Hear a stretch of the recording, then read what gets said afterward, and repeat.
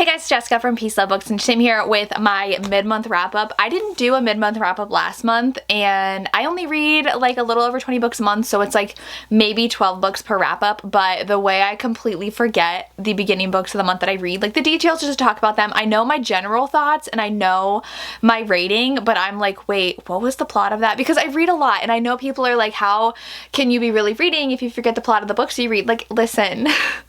I have so much going on in my mind 24/7 that I just read and then I move on to the next book, and sometimes the details just leave my head. So I do have 12 books to talk to you about. I technically read 13 in the first half of the month, but I did beta read a book, so I'm not going to talk about that.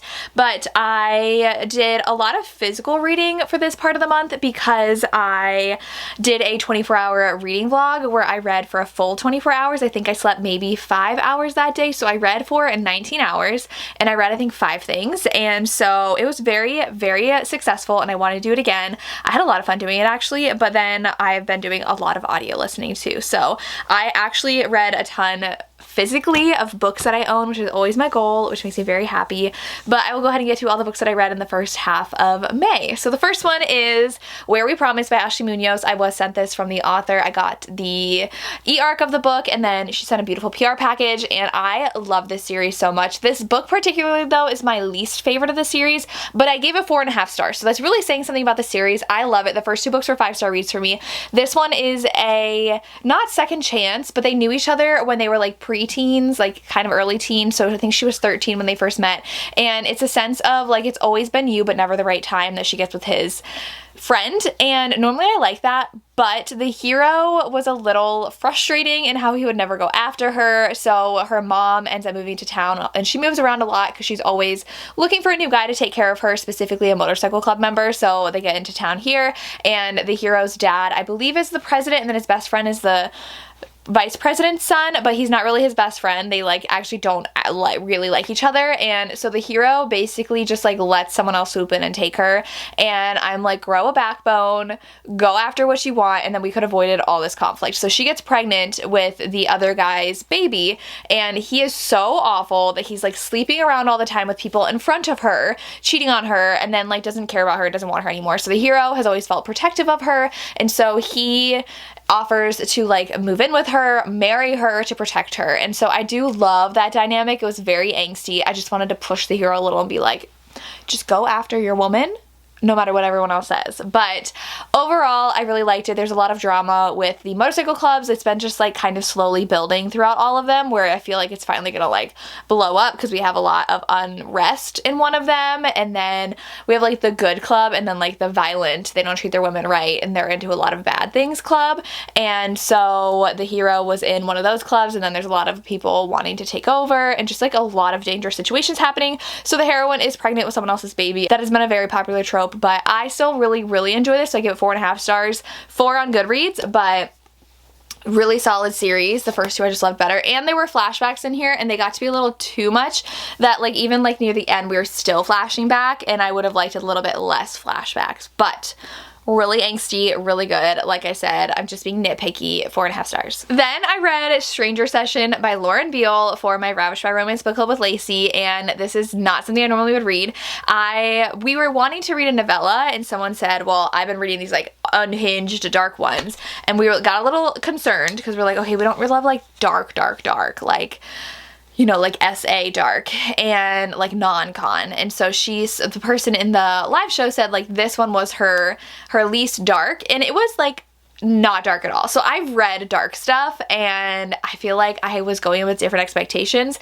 This one, the hero was just, I think he was dumped, and the heroine's coming off a relationship too, and so they decided to sign up for a stranger session, which is a photo shoot, an intimate photo shoot with someone you don't know. And so initially you start off blindfolded, and then you just get to meet each other, and so they both signed up, and they're really into each other, but the hero for some reason like freaks out because he signed a contract that he wasn't allowed to contact her, and people are like, bro, just break the contract, like it's not that big of a deal afterwards. But he's like, oh my god, I can't like her because I'm not allowed to see her again, so he just leaves. And she's like, oh my god, did he really not like me? Like I thought we were feeling something. And then he starts stalking her, which is like light stalking. It wasn't like creepy stalking, but then she also gets another stalker. And so at one point, so she likes things that she signed up for an online forum for. She likes to be scared, but like consensually scared, and so she likes like chasing through the woods kind of thing. And so there's scenes where it's like you don't know actually who's chasing her through the woods, the hero or this other stalker, and he does some really weird stuff with lotion. So it's like a little dark, but a little like just weird, but entertaining. I still finished the book. I was not rooting for them to be together, so I gave this 3 stars. I did get to meet the author at a signing after I read it, and she was lovely, but I'm intrigued enough to try something a little darker. She had them like on a scale of like lightest to darkest. I'm terrified of her dark stuff, but the lightest was pretty light, just a little weird with some things. So 3 stars overall for this one. Then I ended up reading Pirate Girls by Penelope Douglas. I started this in April and it just took me forever to get through. This one's book 2 to the Falls Boy series. I don't remember if that's what the series is actually called, but this one is Jared and Tate's daughter, and I really did enjoy this one. I know people say it's hard to get into because if you haven't read the previous series.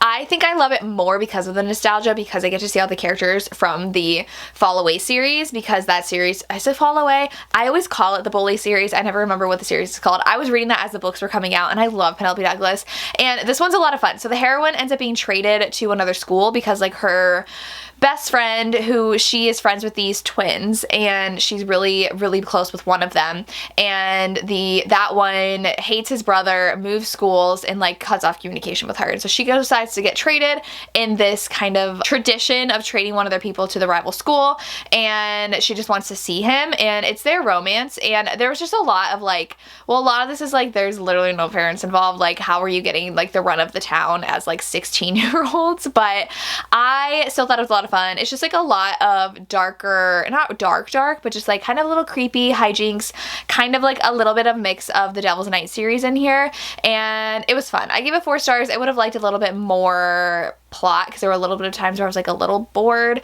because they're just like hanging out and going to a school and then going to this place and pulling pranks, and that's really all the book is. But that's really on par with the Bully series as well, though I think I do like the Bully series better than this one. This was still a strong one. I gave it 4 stars. Then I listened to the audiobook of Lost in the Chosen by Ivy Asher. I was very intrigued to read an Ivy Asher book. I don't think this was the best place to start. This one I gave 3 stars. It's a white cheese romance, and the heroine, she is like a fighter, and then she has these tattoos, and she has magic, but she doesn't even know what magic is. And so then she meets these guys. Well, she meets these older guys, and I was like, oh, are these older guys the white cheese guys? But no, it's like these other younger guys. There were just a lot of characters you were introduced to, and then you weren't really introduced to the love interests until like halfway through. And the heroes really all blended together too, where I was like, I don't even know the difference between these guys. And we were more concerned about like uncovering her magic and what kind of like magic person she is, and like taking this test to figure that out. So I was a little bored because I just wanted more romance. Like, give me the romance. So I gave this one 3 stars. It was just okay.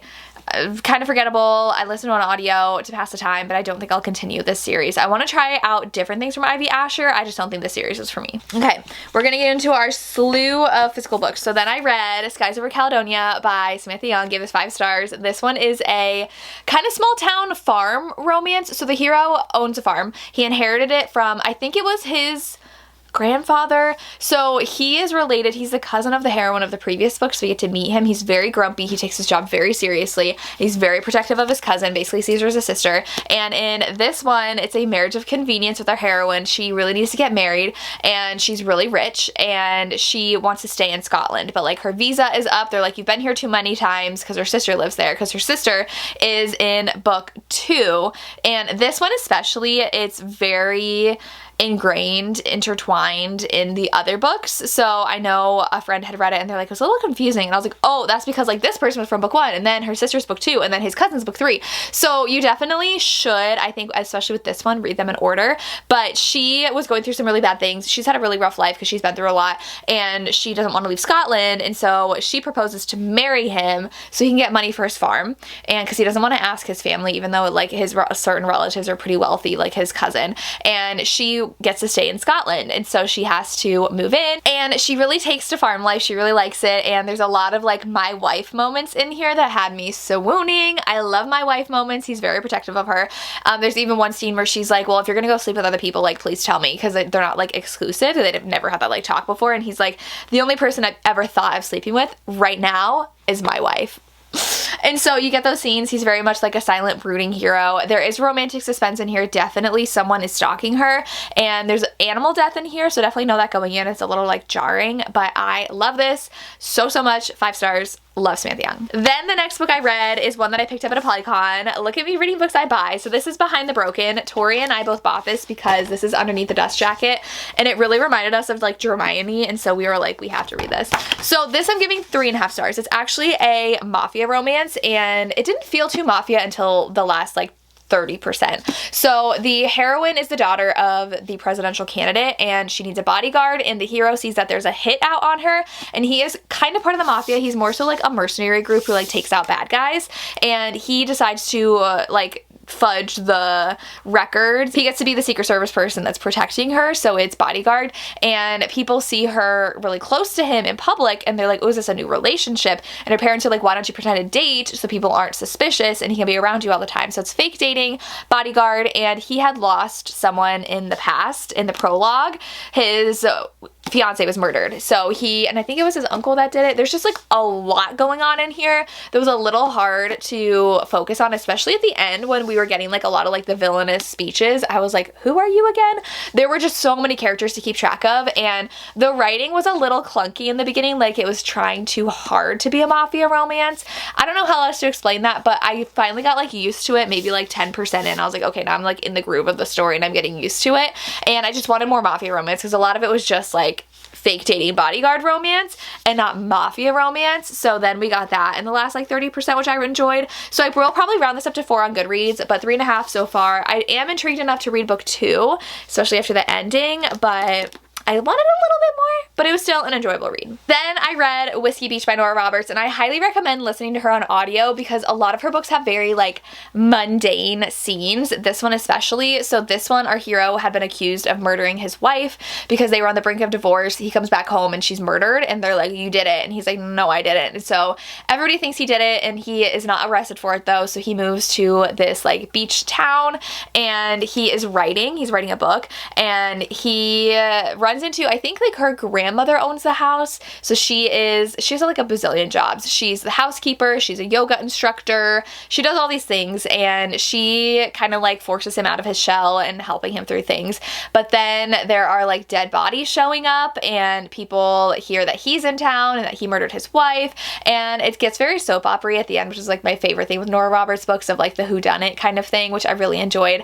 But I did listen to this audiobook in one day, and I think that I really would not have liked it if I didn't listen to it that quickly, because there were parts that did drag. So I gave this 4 stars. It probably would have been lower if I physically read it, but because I was listening, I kind of like got through those really slow slice of life scenes that she typically writes in her books. And this one didn't have like an intriguing job like Chasing Fire has the firefighters that jump out of planes, and then The Search had like the dog searching and rescue stuff, which I found really intriguing. This one didn't have any of that, so that's why it was a little more on the boring side. But because I listened to it, like I said, I flew through this audiobook, and I ended up really liking the suspense. So in the romance, I really liked in this one. It was a very good romance. It wasn't too rushed, and it was adorable, so I gave this one 4 stars. Then I started that one in my 24-hour reading vlog, and then I picked up Powerful by Lauren Roberts. I'm so annoyed about this size. Like, I don't know why they decided to make it shorter, but they did. But I really like this. This is Adina's story. She is Peyton's best friend, but we know what happens with her character in Powerless, and so Powerful is kind of like what she's up to during Powerless, leading up to the end of Powerless. So we get to see her, and she is like creating clothes, and she ends up being like the dressmaker for Peyton in the trials, and we see her romance too, and I had a lot of fun with this. It is 4 stars because there could have been a little bit more development in specific places, but that's just what you get with a novella. But overall, I was very intrigued by the characters, and I really liked the romance that happened, and if you know the ending, you know. So that's all I can say without spoiling anything, but I thought it was a fun addition to the series. Then I read Spookily Yours by Jen Chipman. I picked this up because I saw Jen in Denver and bought this book, and it was adorable. Like, if you want, I'm just in a very cozy mood lately too, which is very odd for me. I typically don't like too cozy, where it's like just cozy and no plot or anything. This one had a really good romance and a spicy romance, and it definitely developed the next romance so well. But this one I was like, is it fall yet? I am so over summer. I want it to be September already. Like, give me all the pumpkins, all the trees, the cold weather. Please give that to me. That's where I thrive. And I'm over, like, it's already 80 degrees in Ohio and I'm just like, go away. I really, really enjoy this one. I give it 4 stars, really like a high 4. So this one, the heroine has this cat that's around, and then she finds it at this cat shelter because she recently lost her familiar, which was a cat. And so she goes to get a new one and she sees it's him, and they're like, oh, demon cat. And it's really nice to her. And it ends up being he's actually like literally a demon stuck in a cat's body. And so he ends up talking to her and she's trying to help break this curse for him. So they have to go to like a library, and she is kind of like feeling stuck in this town. I think she works in a bookstore, but she also helps at the bakery that her sister owns. So it's like super cozy, but then she falls in love with this demon, and then they're like, well, what can this mean? Like, people can't know that I like love a demon. And her sister, something happened. So he is hiding something. He is a demon. He's in town for a reason, and he's hiding something, and that is revealed at the end. And I thought this was so fun. Like, it's pretty short. I'm excited to see what else Jen writes because she has a sci-fi like space romance coming out soon. And then book 2 to this is A Marriage of Convenience, which sounds so good. I think it's A Marriage of Convenience. It's on her Instagram, but super cute, high 4 stars. I enjoyed it. Then I picked up The Dixon Rule. I read this all in one sitting and gave this 5 stars. This was so good. Fake dating, hate to love, hockey romance. She's a cheerleader. He had been in a 4-year relationship and she dumped him, and so he's been sleeping around a lot, but he's like, I'm a relationship kind of guy. Unfortunately, he slept with a lot of the cheer team, so the heroine hates him and thinks he's just a player, and he goes around breaking hearts. But then he moves in next door to her apartment and they end up seeing a lot of each other, and then she ends up having a very abusive ex-boyfriend who will not leave her alone, and she tried to break it up, and he keeps on showing up places. So then they fake date in order to, she wants to feel safer, so she says, well, I have a new boyfriend, sorry. And his ex comes to stay the weekend with her new boyfriend, and so he's like, will you be my fake girlfriend, please? So they end up fake dating, and it's so, so good. I love the relationship, and please know that domestic abuse and violence is a large part of the plot here, because the heroine is used to being able to like handle herself and take care of herself and like tell anybody off who is mean to her, and can protect herself, but she feels so helpless in the situation, but she doesn't want people to know that she's helpless. And so it's super heartbreaking, that aspect. And the end of this book, it gets super, super emotional with the hero story. So there's so many levels to this book. I absolutely loved it. 5 stars. I could not put it down. I flew through it. I loved it. And I listened to the audiobook of The Kiss Countdown by Etta Easton, and this one I'm giving 3 stars. I had such high hopes for this. It's fake dating, and it kind of starts out kind of like they're off on the wrong foot. She spills her coffee on him and he gets annoyed, but then she runs into an ex, and the only person in the area she knows the name of is this guy. So she calls over to him and is like, hey, this is my boyfriend, and because like her ex is there with his girlfriend. And then his sister ends up like overhearing, is like, oh, you're the girlfriend he's been telling us about that he won't introduce us to. And so she's like, yeah. And so then they end up fake dating, and it was just okay. It was like not a ton to the plot. It was kind of boring. She's just dealing with trying to make a business for herself because she got fired from her event planning job because she was taking care of her ill mother, and she missed like really important parties and like really ruined her clientele. So now she's trying to build it up from the ground up, and that's really all the book was. I wasn't really excited about the plot or the romance, and it's just in one point of view, and I think it would have been a lot better if we got both POVs, like hers and his. So it was just okay. 3 stars. I wanted to love it more. I did listen to the audio, so yeah, really wanted to love this more. Okay, and then the last book I read, I have my beta read, which I finished, and then I have Romancing Mr. Bridgerton, which I do have a reading vlog for.